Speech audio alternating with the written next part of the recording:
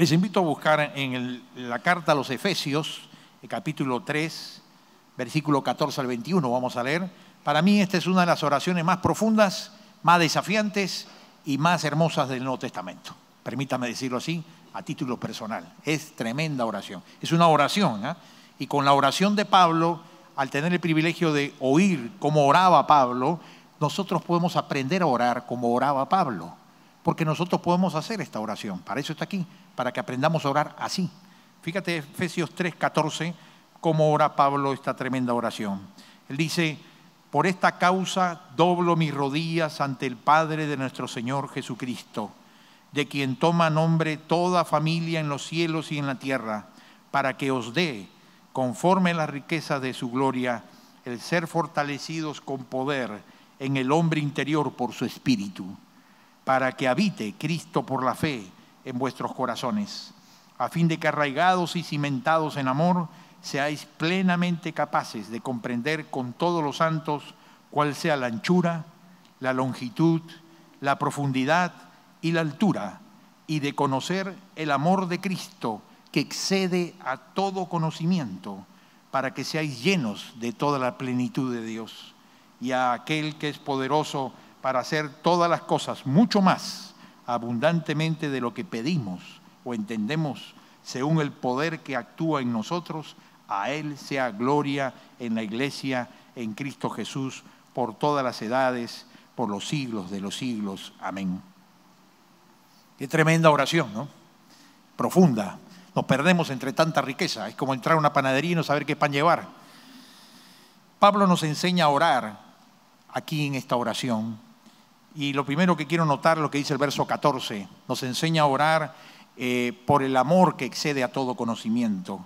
Pero en el verso 14, él empieza enfatizando con qué actitud debemos de orar siempre, y más cuando hacemos una oración como esta.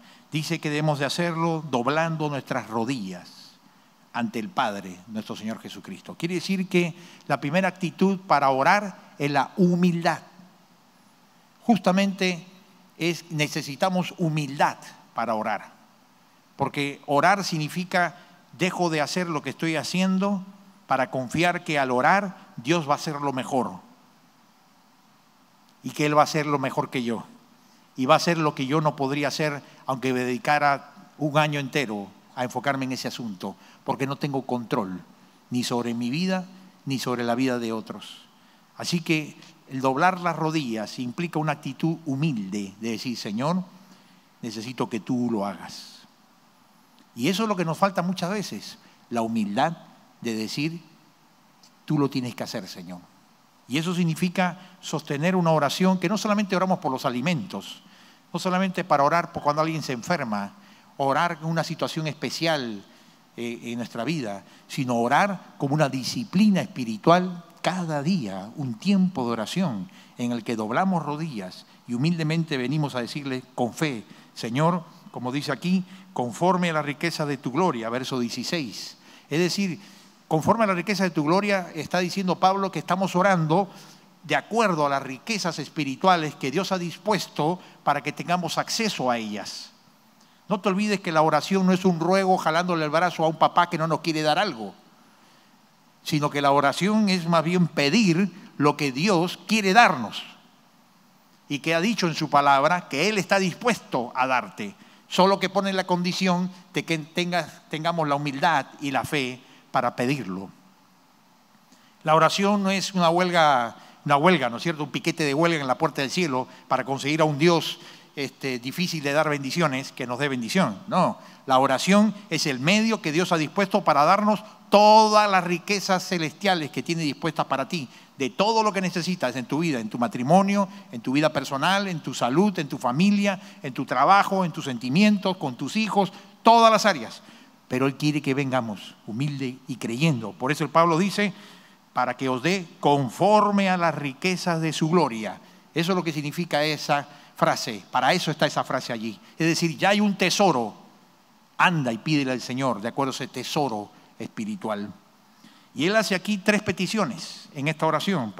Hemos tratado de estudiarlo para hacerlo más sencillo y simple para todos. Y él hace 3 peticiones básicamente entre tanta riqueza que menciona aquí. Y permítame abordarlo para entenderlo. La primera petición que hace, y estas 3 peticiones las puedes hacer tú, las tenemos que hacer cada uno de nosotros, es bien importante. Él dice que seamos fortalecidos para darle el señorío a Cristo en nuestra vida. Ese es el resumen de lo que hace la primera petición. Es que él pide que seamos fortalecidos con el poder de la fuerza de Dios para que el señorío de Cristo, el gobierno de Cristo, se extienda en nuestra vida y abarque más áreas de mi vida. Es decir, que Cristo gobierne no solamente esta área que está gobernando, sino gobierne las áreas que aún falta que Él gobierne nuestras vidas, porque todavía nosotros tal vez no hemos podido ponerlas bajo el gobierno de Cristo y todavía estas áreas se sublevan, se rebelan y nos apartan de Dios, aunque nos proponemos no hacerlo. Es orar que Cristo nos guíe, se manifieste y gobierne nuestra vida. ¿Cómo lo dice textualmente? En la siguiente diapositiva, el versículo, Pablo lo dice claramente. Él dice, pide ser fortalecidos con poder en el hombre interior por su espíritu. Fortalecidos con poder de Dios en el hombre interior por su espíritu. Para entender esta primera petición, que puede parecer un poco abstracta para algunos, hay que entender 3 cosas. En primer lugar, ¿qué es el hombre interior? El hombre interior viene a ser el ser interno de cada uno de nosotros. ¿Cómo eres tú dentro? Y que realmente cómo eres, no cómo te ve la gente, ni cómo te ves tú. Es tu ser interior, es tu naturaleza interna, como está, con defectos, con fallas todavía y con virtudes. Ese hombre interior es el que necesita ser renovado y transformado por el Señor. Por eso es que Él pide fortaleza en el hombre interior, no para que el hombre interior sea más fuerte, sino para que el poder de Dios actúe en este hombre interior que somos nosotros en nuestro estado actual, que necesita ser transformado por el Señor. Por eso pide fortaleza en el hombre interior, allí donde eres tú, la esencia tuya, necesita actuar allí el poder de Dios. Y esto es muy importante, porque nuestra vida externa es resultado de lo que hacemos en el hombre interno. Nosotros estamos muy enfocados en lo externo. Queremos trabajo, queremos más plata, queremos más negocios, queremos que los hijos vayan bien, queremos salud, queremos muchas cosas en el mundo externo. Vivimos obsesionados de este mundo en el mundo externo y olvidamos el principio bíblico fundamental que la palabra de Dios nos enseña, es que solamente tendremos en el mundo externo lo que es resultado de lo que hacemos en el hombre interno, en el ser interior, en tu vida interna. Allí lo que permitas que Dios haga traerá frutos en lo externo. Pero si solo te dedicas a lo externo y no cultivas y descuidas que Dios obre en tu mundo interno, tu mundo externo siempre será pobre comparado con lo que Dios quiere hacer de resultados en tu vida. Así que quieres arreglar tu matrimonio, arreglar tus hijos, arreglar el trabajo, tener victorias, arregla y no descuides y dedícate a la oración de Pablo, que la fortaleza del poder del Espíritu Santo obre en tu hombre interior. Ahí te empieza la batalla. Si tienes batalla en el hombre interior, tendrás batallas vencidas, victorias en el hombre exterior. Si tienes victorias dentro de ti mismo, eso traerá resultados buenos y bendición y paz y relaciones estables en el mundo exterior. Pero la batalla es interna. Esa es la principal batalla de todo cristiano. Y el mundo no lo sabe y vive corriendo por lo externo y por dentro se están desmoronando. Pobres, frustrados, derrotados por su propio carácter natural que no ha sido tocado por la fortaleza del poder del Espíritu en su hombre interior. No olvidemos que Dios nos ama como somos. Sí, mucha gente se aferra a eso, sí, pero Dios me ama como somos. Sí, Dios nos ama como somos, pero porque nos ama, nunca nos deja como somos. Porque Él sabe que como somos, nunca tendríamos paz, victoria, bendición. Te ama como eres, pero porque te ama, nunca te deja como eres. Quiere transformarte, quiere que tu carácter refleje a Cristo. Y eso significa la oración, fortalecidos con poder en el hombre interior por su Espíritu. Pero a mí me impacta la segunda cosa de este versículo, cuando él dice fortalecidos, en la siguiente diapositiva, fortalecidos con poder en el hombre interior. Porque la palabra fortalecidos con poder habla de algo muy importante, y es que tenemos que aprender que ninguno de nosotros tiene la fuerza suficiente para poder ser en el hombre interior como Dios quiere que seamos.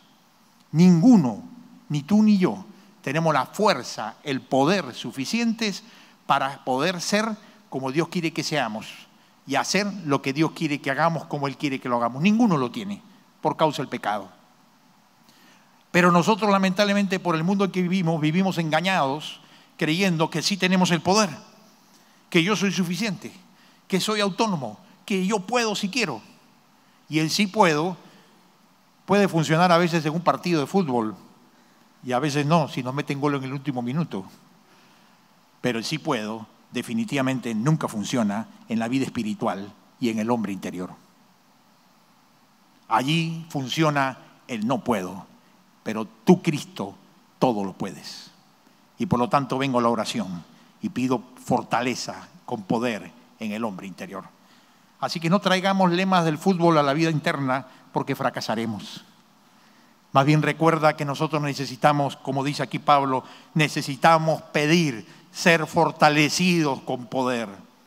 Pedirle a Dios, ser fortalecidos con poder de Él, no tuyo, ni el de tu experiencia, ni el de tu conocimiento, ni el de tu confianza en ti mismo. Eso no sirve en la vida espiritual.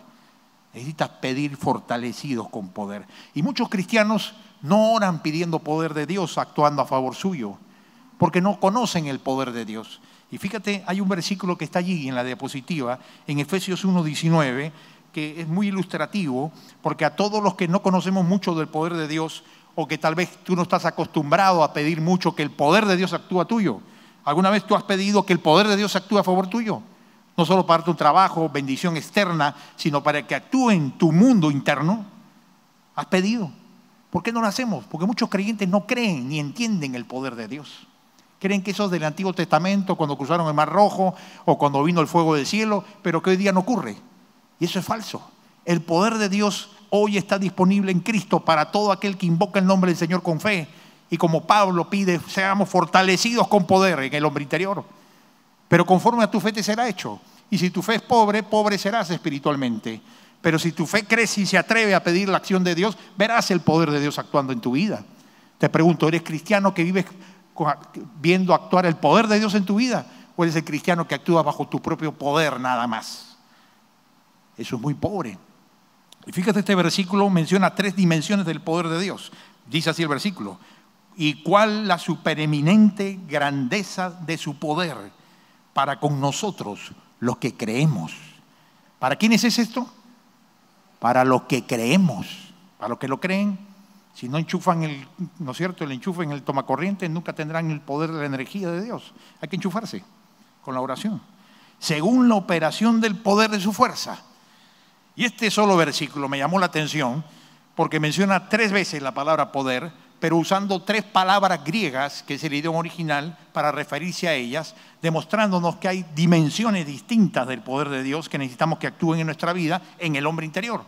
Fíjate en la siguiente diapositiva, cuando menciona en el versículo supereminente grandeza de su poder, en el griego es la palabra dunamis, de donde viene dinamita, que se refiere a la capacidad de hacer algo. Es decir, el poder de Dios. Y aquí es cuando es interesante que en esta frase usa el superlativo, que tenemos la supereminente grandeza de su poder.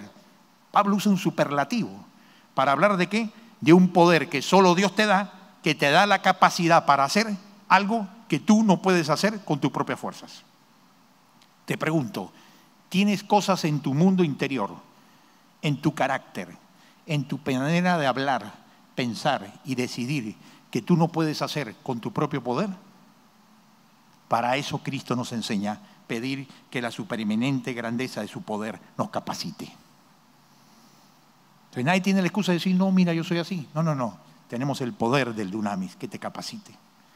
La segunda palabra está en la frase operación del poder, ¿no? Porque el versículo dice, según la operación del poder de su fuerza. Operación del poder es una segunda palabra griega de poder distinta, que es la palabra kratos, y se refiere a otra dimensión, como el poder de Dios tiene que actuar en tu vida y que necesitamos que actúe, que es el poder ordenador, que gobierna. Es el poder que crea un reino, que crea jerarquías, que crea orden, que distribuye, que organiza, que pone líneas claras, que ordena el caos.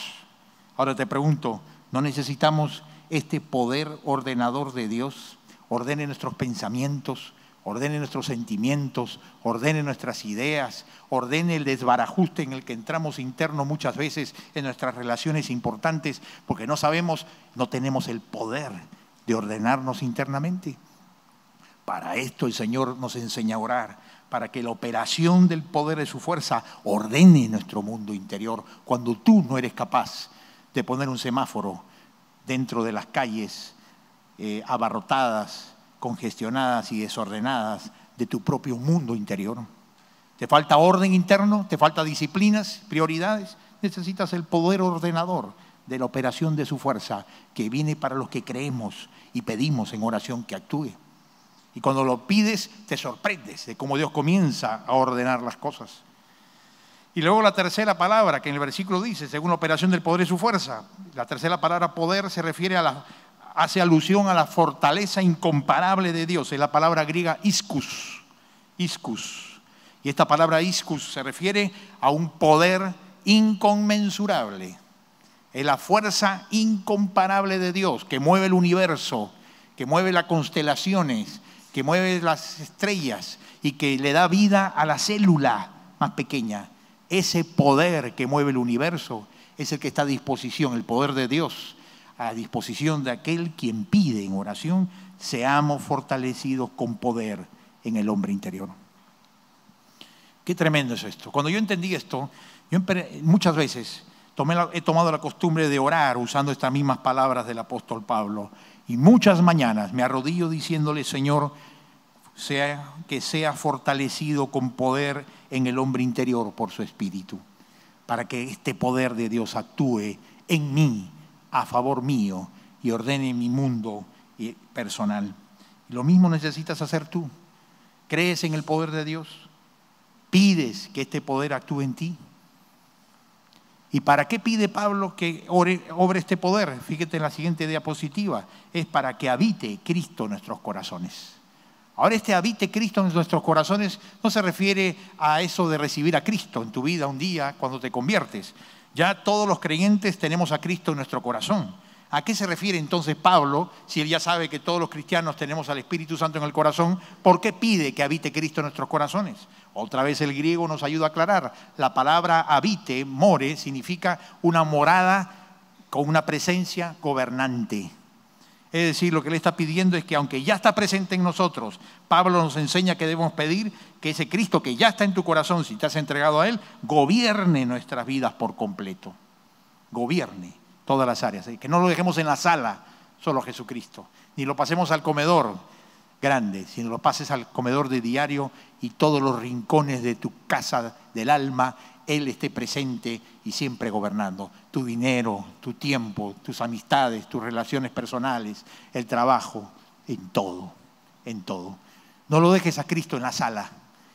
Él quiere ser el dueño de tu casa. Déjalo que Él tome el control de todas las cosas. Eso significa que habite Cristo en nuestros corazones, que tenga una presencia gobernante. Y esta es la petición que enseña Pablo. Pero la siguiente petición que él sigue es más interesante aún. Él dice, seamos plenamente capaces de comprender el amor de Cristo que excede a todo conocimiento. Esa es la segunda petición. Que seamos capaces ¿de qué? De comprender. Pero es interesante la paradoja, ¿no? Porque dice que tenemos que comprender el amor de Cristo que excede a todo conocimiento. Es decir, ¿cómo comprendes lo que excede todo conocimiento? Lo que te está diciendo es que tenemos que aprender a comprender y empezar, aunque sea con las faldas del cerro, aunque el Everest nunca lleguemos a la punta de él completamente. Pero necesitamos ir comprendiendo este amor que nunca dejaremos de comprender porque excede todo conocimiento. Pero tienes que comenzar a comprenderlo desde ahora, ya aquí en la tierra, antes de partir a la eternidad. ¿Sabes? Una de las cosas que en la eternidad vamos a continuar comprendiendo siempre es el amor de Cristo. En el cielo ya no tendremos oración, por eso ora acá, porque en el cielo ya no habrá oración, miraremos al Señor directamente. En el cielo no necesitaremos la Biblia, porque la palabra viva de Cristo estará en nuestros corazones y delante de nosotros. En el cielo ya no tendremos que hacer evangelismo y misiones, porque ya el reino de Dios se habrá establecido. Pero en el cielo, una de las cosas que permanecerán siempre es el amor de Cristo. Y el amor de Cristo, cuando tú llegues al cielo, ¿tú creerás que lo entenderás todo? No. Es un amor que excede todo conocimiento. Y que por lo tanto podamos a este Dios infinito en su amor eterno, continuaremos como hemos cantado, alabando al Señor y adorándolo por la eternidad, porque cada vez más conoceremos más y más y más de un amor que excede todo conocimiento. Por la eternidad le adoraremos. Y lo haremos contentos y gozosos, con más de 10.000 razones. Ahora, a mí me llama la atención la palabra comprender en este versículo, porque dice que comprendamos, y le da importancia a comprender. Comprender aquí no es entender un concepto, no es que alguien te explique el amor de Cristo y diga, ya entendí. No, no, no. Aquí comprender es participar de una experiencia. Es la experiencia de recibir, captar y percibir el amor de Cristo para ti. Es la experiencia de comprender el amor de Cristo para ti. Es experimentar que el Señor te ame y sabes que el Señor te ama. Qué tremendo, qué profundo, ¿no? Y es que lo sepas de manera personal, no porque lo escuchaste en la prédica. Que tú descubras que Cristo te ama y que ese amor de Cristo tiene el poder de perdonarnos, de sanar nuestras heridas y de transformarnos a lo que Dios quiere que seamos. Él quiere que conozcas y comprendas el amor de Cristo en tu vida. ¿Y sabes qué nos dice el apóstol Pablo? Que tenemos que pedirle al Señor que comprendamos el amor de Cristo, que experimentemos el amor de Cristo. Tú le pides al Señor en tus oraciones de vez en cuando, Señor, quiero comprender, vivir, experimentar más personalmente el amor que Cristo tiene por mi vida. Eso es lo que Pablo nos está instando a que oremos. No solo que pidamos que el poder actúe en nosotros para que Él nos gobierne, sino ahora dice que pidamos que podamos comprender, vivenciar, descubrir, experimentar en nuestra vida el amor de Cristo por nuestras vidas. Que no se quede en las palabras de la Biblia, sino que pasen a descubrirse en tu experiencia personal. Esto es tremendo lo que el Pablo nos pide. Y es interesante porque luego viene Pablo a dar una explicación en algo de este amor que excede todo conocimiento y por lo tanto nadie lo puede explicar por completo, pero sí vivirlo. Él menciona 4 dimensiones del amor de Cristo. Y hay un cuadro en que queremos mostrar, en el que tú ves estas 4 dimensiones que se mencionan aquí el apóstol Pablo. Él habla de 4 dimensiones como si fueran un edificio espiritual, ¿no? La anchura, la longitud, la profundidad y la altura. Y durante siglos los teólogos estudiosos de la Biblia han tratado de descifrar qué quería decir Pablo con esto. Evidentemente quiere hablar de la grandeza del amor de Cristo. Y historiadores, eruditos han tratado de converger y coordinar y concertar qué puede significar. Y aquí hay un cuadro en que resume esta comprensión de las 4 dimensiones. Cuando él habla, Pablo, de la anchura del amor de Cristo, entendemos entonces que el amor de Cristo alcanza a todos los seres humanos. Y hay un versículo para cada punto que luego puedes buscar en tu casa para poder investigarlo. Cuando él habla de la longitud del amor de Cristo, significa que desde la eternidad y hasta la eternidad, desde el alfa y el omega, desde el principio y el fin de la humanidad y de tu vida, el amor de Cristo nunca nos abandona. Cuando habla de la profundidad del amor de Cristo, habla de que nos ha rescatado de las profundidades del pecado. Más oscuro, tuvo que rescatarte a ti y a mí, de las profundidades del pecado. Porque nuestro pecado es profundo, oscuro y esclavizante. Y de allí con poder el Señor te tuvo que rescatar para que pases de esclavo a hijo de Dios por medio de la conversión y la vida del Espíritu. Y cuando habla de la altura del amor de Cristo, se refiere a que ese amor de Cristo nos lleva a las alturas de la comunión y a las riquezas espirituales del Padre Celestial. Que el amor de Dios no solamente es para rescatarnos de pecados en negativo, quitándonos de algo, sino es para llevarnos a la comunión, a vivir una vida de comunión, de dependencia de la palabra y de la oración, andando en el Espíritu Santo cada día de nuestra vida. Y no solamente para un culto o un retiro, sino como experiencia de vida cristiana, en comunión con Dios. Y la última petición que hace Pablo, en la tercera petición de esta oración, él culmina diciendo que debemos pedir que seamos llenos de toda la plenitud de Dios. Que seamos llenos de toda la plenitud de Dios. Y es interesante porque Pablo nos insta a todos los creyentes que nos atrevamos a pedir la llenura, la plenitud del Espíritu Santo en nuestras vidas. La llenura del Espíritu Santo no es un privilegio de unos pocos en la Iglesia de Cristo o en la historia del cristianismo para algunos grandes héroes singulares. La llenura del Espíritu y la plenitud del Espíritu no es el plan de Dios que sea para una élite de pocos cristianos en una iglesia, solo pastores o personas líderes. No. Pablo nos enseña que todos los cristianos podemos y tenemos que pedir ser llenos de la plenitud de Dios. La llenura de Dios, Él quiere tenerla para todos, para ti también en tu vida. ¿Y qué significa este concepto a veces tan gaseoso de la plenitud de Dios? Pues para ponerlo en términos prácticos, cuando la plenitud de Dios la pides, el Señor está trayendo a tu vida 4 cosas concretas.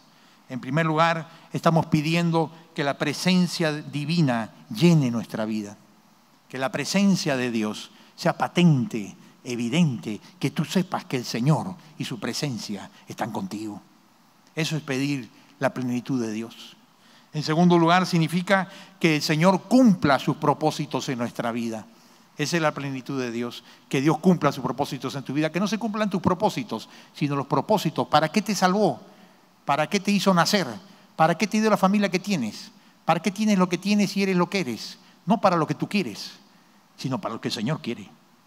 Pero a veces usurpamos los propósitos de Dios, ¿no es cierto? Le hemos pedido bendición para formar la familia, le hemos pedido bendición para tener el trabajo, le hemos pedido bendición para tener la vida que tenemos, y una vez que la tenemos, gracias al Señor, ahora hago lo que yo quiero. No, es para que cumpla los propósitos de Dios. Él tiene propósitos con tu vida, que no mueras y te vayas de esta vida sin cumplirlos, por haber traicionado los propósitos de Dios, al vivir egoístamente para los tuyos solamente. Necesitamos la plenitud de Dios, que es el único que te capacitará en perseverar en un mundo que corre tras sus logros, su dinero, su poder y su placer egoísta. El único que te ayudará a cumplir sus propósitos y no traiciones los suyos es la plenitud del Espíritu de Dios. Pero la plenitud también nos trae un carácter que está sujeto a cambios, un carácter flexible, que no está como ladrillo King Kong, que para cambiarlo hay que romperlo, sino que sea un carácter humilde, dispuesto a cambios, dispuesto a mejoras, dispuesto a ajustes, dispuesto a reconocer cuando fallamos, cuando pecamos, cuando ofendemos, y que estamos siempre como el barro en las manos del alfarero, siempre dispuestos a ser moldeados nuevamente para que nos parezcamos cada vez más en nuestro carácter, en nuestro ser interior, como Cristo es. Eso es lo que Dios quiere para todos. Y por último, plenitud de Dios, entre otras cosas, nos ayuda a la plenitud de Dios a reinstalar las prioridades del reino en nuestras vidas. A reinstalar, ¿por qué digo? Porque constantemente este mundo en que vivimos y nuestra naturaleza caída nos tienden a perder las prioridades del reino y a establecer otras prioridades del reino de este mundo, de este sistema caído en que vivimos. Y hay cristianos viviendo para las prioridades del reino de este mundo, pero no para las de Dios. Y después preguntan por qué no tienen gozo, por qué no tienen paz, por qué no tienen victoria, porque hemos perdido la posibilidad de instalar constante. Es una lucha, no es automático. Constantemente hay que reinstalar, restablecer las prioridades del reino y preguntarnos si lo estamos haciendo. A mí me impactó, estoy estudiando por un tema que tengo que dar en estos otros días, la vida del fundador de la Iglesia Alianza Cristiana y Misionera, el pastor canadiense Alberto Benjamin Simpson, que fundó una iglesia en Nueva York y de ahí partió la Alianza. En la Alianza no lo consideramos ni santo patrón, ni le rezamos, ni le prendemos velitas, pero sí es el personaje histórico con que empezó la Alianza. Y por lo tanto hay mucho que aprender de un hombre de Dios como él. Y estaba leyendo que este Alberto Benjamin Simpson, cuando conoce a Cristo a los 18 años, tomó un compromiso serio y profundo y lo puso por escrito. Y permítame leerle extractos, espero no aburrirles, extractos de este compromiso. Fíjense, lo tienen en su papel para que lo lleven a su casa y lo lean con calma. Pero permíteme leer extractos de la primera parte. Simpson a los 18 años de edad Fíjate que está el pacto con Dios a los 18 años de edad. Qué profundidad, qué hambre de Dios, qué deseo de vivir para Cristo. Él dice así, leemos: reconozco que Cristo ha sido hecho mi redención y mi completa salvación, mi sabiduría, mi justicia y mi santificación. Él ha sojuzgado mi corazón rebelde por su gran amor. Por lo tanto, yo tomo el amor de Cristo para usarlo para su gloria únicamente. Si alguna vez se opusiera un solo pensamiento mío de rebelión contra ti, vénselo y tráelo a sujeción. Cualquier cosa que pudiera oponerse a tu divina voluntad en mí, oh Dios, quítala en el nombre de Jesús. Y yo me entrego a ti como vivo de entre los muertos, para volver a vivir solamente para ti. Tómame y úsame enteramente para tu gloria, en el nombre que es sobre todo nombre, en el nombre de Jesús te lo pido. Esta oración, que es un pacto de compromiso para el resto de su vida, la hizo este hombre cuando era un joven de 18 años, empezando todo su peregrinar en la tierra. Y me pregunto, ¿no es que de pronto la oración de Pablo nos lleva a tener que tomar compromisos tan profundos para tener una vida espiritual mucho más rica y comprometida con Dios, como refleja el pacto de este joven Simpson? Yo creo que sí. Tenemos que tomar compromisos con el Señor, más profundos de los que tenemos, porque si tenemos una vida espiritual muy liviana o ocasional, basada en sentimientos y emociones, no alcanzaremos la plenitud de Dios, que Dios quiere que alcances. Y Él te invita, y Él te llama, y Él te insta a que en tu oración pidas más del señorío de Cristo, pida más de la plenitud de Dios, pidas más del amor de Cristo, porque Él quiere darte y hacer en ti y en tu familia mucho más de lo que Él ha hecho hasta aquí. Mucho más tiene para darnos de las riquezas que Él tiene en el cielo para nosotros en Cristo. Y lo más importante, tú y yo las necesitamos, esas riquezas. ¿Las necesitamos o no? Profundamente. Termino como termina la oración, saltando a la última diapositiva, por favor. Dice Pablo en su oración, fíjate qué tremendo final, dándonos la confianza, la promesa de que Él quiere hacer esto en nuestras vidas. Él termina diciendo: y a aquel que es poderoso para hacer todas las cosas, mucho más abundantemente de lo que pedimos o entendemos, según el poder que actúa en nosotros. Y la oración termina diciendo: a Él sea la gloria, ¿no? Fíjate que dice: aquel que es poderoso para hacer mucho más abundantemente de lo que pidamos o entendamos, según el poder que actúa en nosotros. Porque ya el Espíritu Santo está en ti. Lo que le falta al Señor es pedirle que Él active ese poder para transformar nuestras vidas, para que seamos las personas que Él quiere que seamos, para que dejemos el egoísmo, para que venga la nobleza, para que venga el perdón, para que venga el amor, para que venga la fe, para que venga la pureza. Necesitamos pedir, como Pablo, que el poder de Dios actúe en nosotros.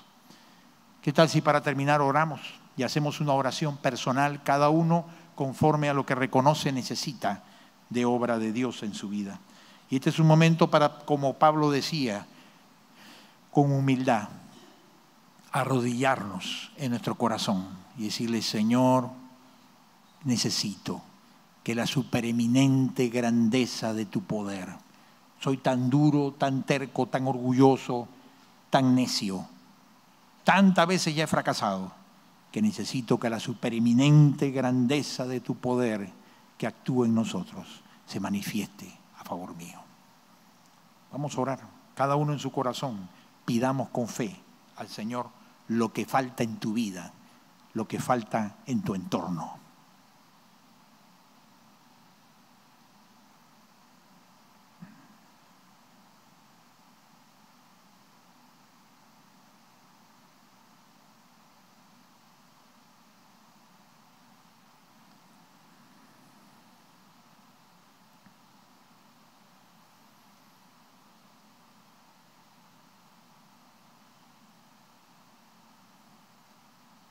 Señor, tú sabes cuánto me falta a mí de ti, Señor.